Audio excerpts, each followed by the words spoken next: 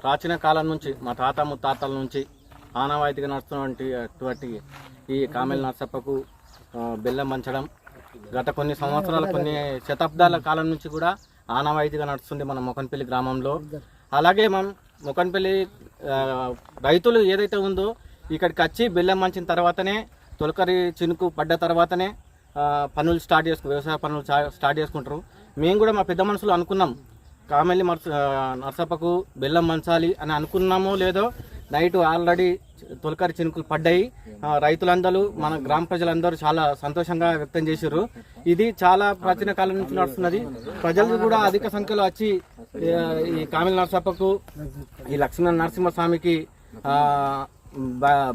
భక్తి శ్రద్ధలతో పూజలు చేస్తూ ఇది ఆనవాయితీగా కొనసాగించాలని చెప్పేసి మన గ్రామ ప్రజలందరికీ కోరుతున్నాం. కామెల్లి నర్సప్పకు దారి చేసిన వారికి మన గ్రామ ప్రజలకు ఇక్కడ సేవ చేసినందుకు ప్రత్యేక ధన్యవాదాలు.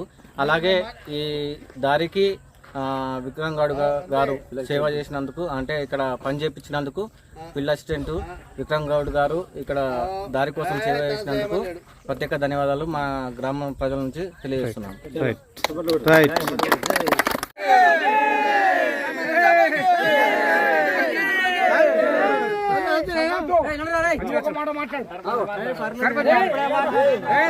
మాట్లాడు సార్.